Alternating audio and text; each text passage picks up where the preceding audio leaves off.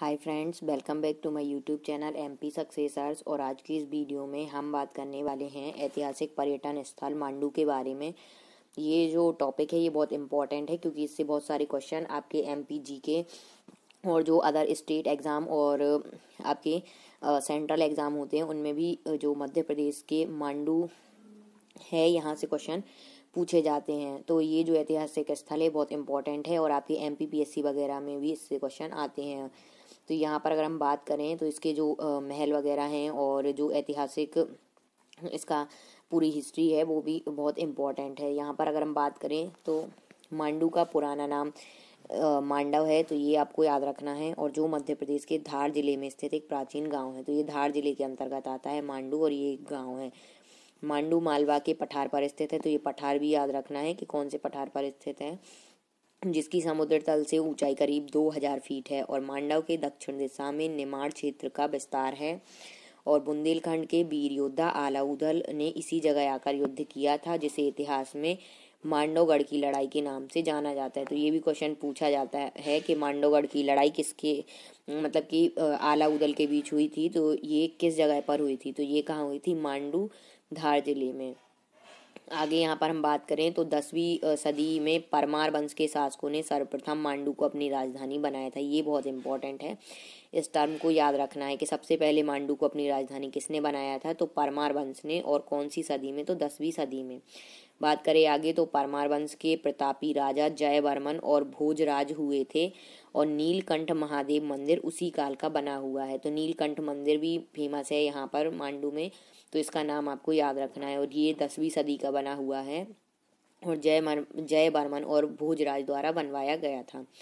राजा भोजराज ने मांडू से दूर अन्य जगह झीलों के किनारे अपनी नई राजधानी बनाई, जिसका बाद में जो नाम है ये भोपाल पड़ा, तो ये आपको याद रखना है। आगे यहाँ पर है कि 13वीं सदी में मांडू पर मुगलों ने कब्जा कर लिया था और गयासुद्दीन और बाज बहादुर के काल में यहाँ अनेक महल और किले बनवाए गए। तो ये भी याद रखना है कि 13वीं सदी में मांडू पर मुगलों ने कब्जा किया था और गयासुद्दीन और बाज बहादुर के काल में अनेक महल और किले यहाँ बनवाए गए और इसीलिए मांडू को किलों की नगरी भी कहा जाता है। तो ये आपको याद रखना है कि किलों की नगरी किसे कहा जाता है, तो मांडू को।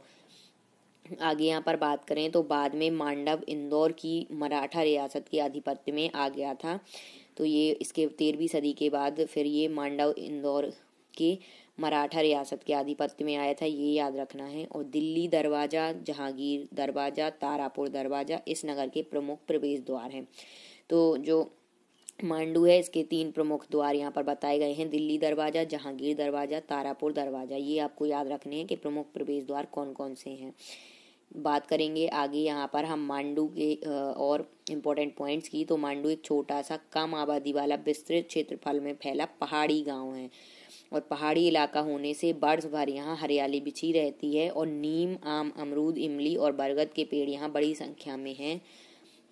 झरने, तालाब, मंदिर, मस्जिद, किले, वन, बगीचे और महलों के कारण मांडू का वातावरण आनंदित करने वाला रहता है, इसलिए इसे खुशियों का शहर भी कहते हैं। तो ये टर्म भी आपको याद रखना है कि खुशियों का शहर किसे कहा जाता है, तो मांडू को खुशियों का शहर कहा जाता है। आगे यहाँ पर हम बात करेंगे जहाज महल की। तो जहाज महल के बारे में अगर हम बात करें, ये यहाँ का फेमस किला है। तो 2 जलाशयों के मध्य निर्मित 2 मंजिला आयताकार यह महल बरसात में पानी पर तैरते एक जहाज की तरह नजर आता है, इसलिए इसे जहाज महल कहते हैं।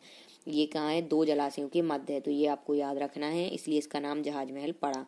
इसका निर्माण किसने करवाया था, तो खिलजी शासक ने 14वीं सदी में करवाया था इसका निर्माण। और इस महल के सामने तालाब और बगीचे का समागम महल की सुंदरता पर 4 चांद लगाता है और महल की छतों पर बरसाती जल निकासी का उत्कृष्ट उदाहरण देखने को मिलता है। तो ये भी आपको टर्म याद रखने हैं। बात करेंगे आगे हिंडोला महल की, ये भी मांडू में स्थित है। तो पत्थर की टेढ़ी और सपाट बाहरी दीवारों से बना यह महल जहाज महल के पास बना हुआ है और इसे गयासुद्दीन ने बनवाया था। और हिंडोला महल के दाईं तरफ चंपा बावड़ी और हमाम खाना महल वास्तुकला के बेजोड़ दर्शनीय स्थल हैं। तो ये आपको याद रखना है कि हिंडोला महल के दाईं तरफ चंपा बावड़ी और हमाम खाना महल भी स्थित है। तो अगर पूछा जाए कि हमाम खाना महल या चंपा बावड़ी कहाँ पर स्थित है, तो ये हिंडोला महल में स्थित है और इसके दाईं ओर पर। बात करेंगे तबेली महल की। तो यहाँ पर अगर बात करें तबेली महल की, तो जहाज महल के सामने 2 मंजिला छोटा सा महल है जिसमें अभी संग्रहालय संचालित है। और तबेली महल में जाकर पुरातन कालीन वस्तुएं निहारी जा सकती हैं। तो ये तबेली महल को संग्रहालय यहाँ बनाया गया है जिसमें पुरातन कालीन वस्तुएं रखी गई हैं और वो देखने के लिए वहाँ आप जा सकते हैं। बात करेंगे नीलकंठ मंदिर की। तो सोनगढ़ किले से 1 किलोमीटर पहले महादेव जी की मंदिर पहाड़ी के तल में बना है ये नीलकंठ मंदिर। तो ये याद रखना है कहाँ है, तो सोनगढ़ किले के पास में है। और यहाँ जाने के लिए सीढ़ियों से उतरकर पहुँचना होता है और पत्थरों से निर्मित यह मंदिर पहाड़ को काटकर बनाया गया है। और मंदिर के अंदर शिवलिंग पर प्राकृतिक पानी की धारा गिरती है। तो ये इम्पोर्टेंट है यहाँ पर, तो ये आपको याद रखना है। नेक्स्ट यहाँ पर है बाज बहादुर महल की बात करें तो संगीत के शौकीन मुगल शासक बाज बहादुर ने रेवा कुंड के सामने पहाड़ी की ढलान पर बाज बहादुर महल का निर्माण करवाया था। और चौकोर आकार में बने इस महल के अंदर एक सुंदर बगीचा भी है। तो ये आपको बाज बहादुर महल भी कहाँ पर है, मांडू में स्थित है। बात करेंगे रूपमती महल की, तो ये भी मांडू में स्थित है। और राजा बाज बहादुर ने अपनी प्रियतम रानी रूपमती के लिए इस महल का निर्माण करवाया था। और बाज बहादुर के महल से थोड़ा आगे चलने पर रूपमती का महल ऊंची पहाड़ी पर स्थित है। और रूपमती महल के ऊपर दोनों ही किनारों पर छतरी नुमा चौकोर खुले कक्ष बने हैं। और महल की छत से मांडू का नज़ारा सर्वाधिक दूर तक मनोहरी दिखता है। तो ये रूपमती महल के बारे में था। बात करेंगे यहाँ पर काकड़ा खोह के बारे में। तो धार रोड पर मांडू से 4 किलोमीटर पहले काकड़ा खोह नाम के स्थान पर एक झरना है। और यहाँ 100 फुट की करीब गहरी खाई है। बरसात में बड़ी जलधारा पर्वतों से होते हुए इसी जगह झरने का रूप लेती हुई नीचे गिरती है। और यहाँ आकर काकड़ा घाटी का नज़ारा ऊंट की सवारी करते हुए भी ले सकते हैं। और बच्चों के लिए यहाँ विशेष मनोरंजन पार्क बनाए गए हैं। तो ये काकड़ा खोह भी आपको याद रखना है कि ये कहाँ है, तो मांडू से 4 किलोमीटर दूर है। और ये 100 फुट की एक गहरी खाई है। और यहाँ पर झरना भी भर जाता है बरसात में। बात करेंगे अन्य स्थल की जो मांडू में फेमस हैं, वो यहाँ पर हैं। मांडू के अन्य दर्शनीय स्थलों में असरफी महल, हुशंग शाह का संगमरमर से बना मकबरा, जामी मस्जिद, हिंगलाज मंदिर और लोहानी गुफा आदि प्रमुख हैं। तो ये सभी भी आपको नाम याद रखने हैं, इनसे भी क्वेश्चन आते हैं और आ चुके हैं प्रीवियस एग्जाम पेपर्स में। मध्य प्रदेश सरकार के मालवा रिट्रीट होटल के अलावा यहाँ और भी अनेक होटल ठहरने के लिए व्यवस्था रहती है।